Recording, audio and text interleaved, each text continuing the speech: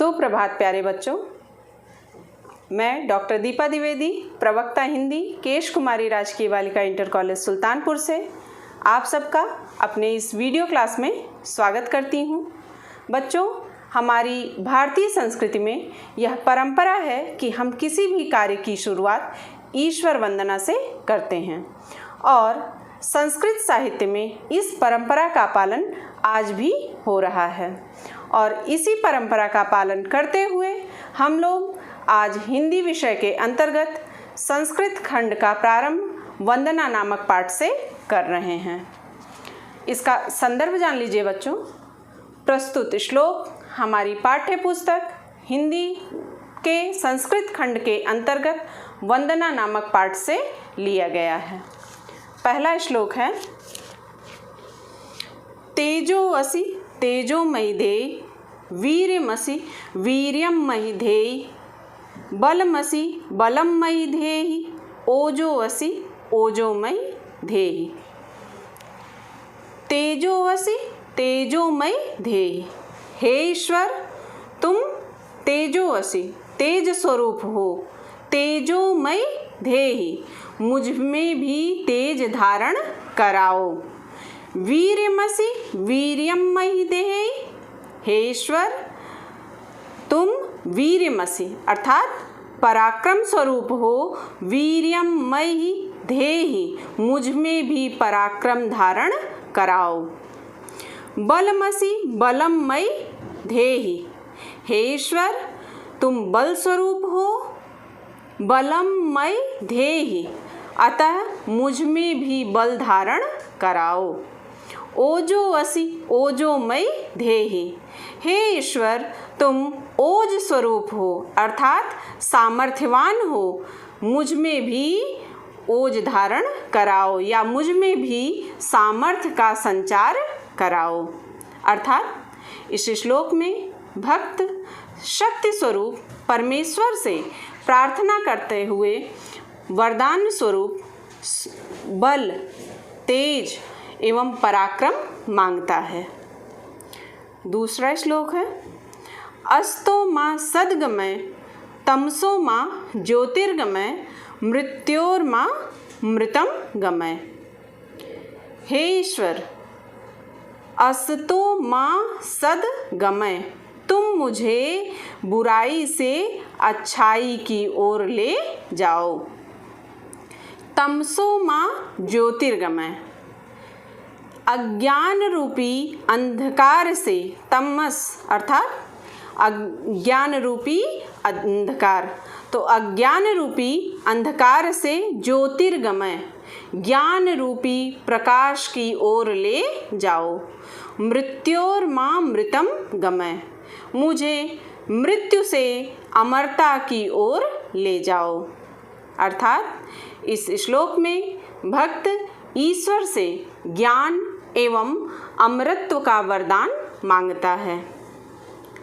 तीसरा श्लोक है बच्चों, यतो यतः समीहसे ततो नो अभयं कुरु, शन्नः कुरु प्रजाभ्यो अभयं नः पशुभ्यः। हे ईश्वर, यतो यतः, आप जिस जिससे, समीहसे चाहते हो, ततो नो अभयं कुरु, उससे हमें अभयम निर्भय या निडर कुरु कर दो। हे ईश्वर, आप जिस जिससे चाहते हो उससे हमें निर्भय या निडर कर दो। शन्नः कुरु प्रजाभ्यो, आप हमारी प्रजा का शन्नः कल्याण करो। अभयम न पशुभ्यः, और हमारे पशुओं को निडर कर दो। अर्थात इस श्लोक में भक्त अपने ईश्वर से, अपने प्रभु से प्रार्थना करते हुए निर्भयता का वरदान मांगता है। चौथा श्लोक देखिए बच्चों, नमो ब्रह्मणे त्वमेव प्रत्यक्षं ब्रह्मासि, त्वामेव प्रत्यक्षं ब्रह्म वदिष्यामि, ऋतं वदिष्यामि, सत्यं वदिष्यामि, तन्माम् अवतु तद्वक्तारम्, अवतु अवतु माम् अवतु वक्तारम्। नमो ब्रह्मणे। हे ब्रह्मा जी, आपको नमस्कार है या विधाता को नमस्कार है। त्वमेव प्रत्यक्षम ब्रह्मासि, तुम ही साक्षात ब्रह्म स्वरूप हो। त्वमेव प्रत्यक्षम ब्रह्म वदिष्यामि, मैं आपको ही प्रत्यक्ष ब्रह्म कहूँगा। ऋतं वदिष्यामि, सत्यम वदिष्यामि। ऋतं वदिष्यामि यथा स्थिति कहूँगा, सत्यम वदिष्यामि और सत्य कहूँगा।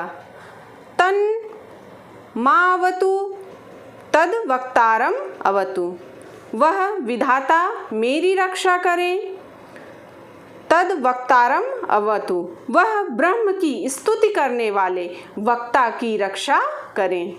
अवतु माम अवतु वक्तारम, अवतु माम मेरी रक्षा करें, अवतु वक्तारम वक्ता की रक्षा करें। अर्थात इस श्लोक में भक्त ईश्वर की स्तुति करते हुए अपनी रक्षा का वरदान मांगता है। 5वां और अंतिम श्लोक अब पढ़ेंगे हम लोग। सत्यव्रतम सत्यपरम त्रिसत्यम, सत्यस्य योनिम निहितं च सत्ये, सत्यस्य सत्यम ऋत सत्यनेत्रम, सत्यात्मकं त्वां शरणं प्रपन्नाः। सत्यव्रतम, हे ईश्वर, आप सत्य का व्रत धारण करने वाले अर्थात सत्यनिष्ठ। सत्य परम, सत्य का आचरण करने वाले, सत्य में तत्पर रहने वाले हो। त्रिसत्यम, तुम वर्तमान भूत भविष्य तीनों कालों में सत्य हो। सत्यस्य योनिम निहितं च सत्ये, तुम सत्य को उत्पन्न करने वाले हो और निहितं च सत्ये, और सत्य में ही स्थित रहने वाले हो।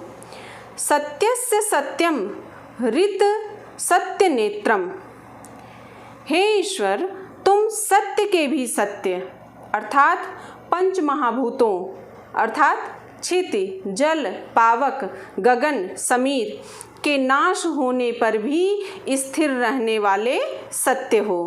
ऋत सत्य नेत्रम, तुम यथार्थ सत्य के प्रवर्तक हो। नेत्रम अर्थात प्रवर्तक, तो तुम यथार्थ सत्य के प्रवर्तक हो।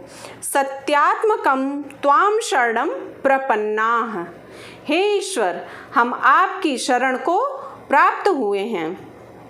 अर्थात इस श्लोक में भक्त ईश्वर को सत्य स्वरूप की संज्ञा देते हुए उन्हीं की शरण में जाने का निवेदन करता है। तो बच्चों, यहाँ पर हम लोगों का आज यह वंदना नामक पाठ पूर्ण होता है। आपको एक महत्वपूर्ण बात बताते चलें कि कक्षा 9 में 2 अंक का एक प्रश्न आता है जिसमें दिया रहता है कि अपनी पाठ्य पुस्तक में निर्धारित श्लोक में से कोई एक श्लोक आप लिखिए जो कि इस प्रश्न पत्र में ना आया हो। कहने का मतलब प्रश्न पत्र में श्लोक आता है व्याख्या करने को, तो उससे हमें नहीं करना है बल्कि याद किया हुआ श्लोक लिखना है। तो वंदना नामक पाठ से आप लोग श्लोक भी कंठस्थ कर लीजिएगा। तो अगर आपको इस पाठ में कहीं कोई समस्या होती है तो आप कमेंट बॉक्स के माध्यम से मुझसे पूछ सकते हैं बच्चों। मिलते हैं अगले वीडियो में। धन्यवाद।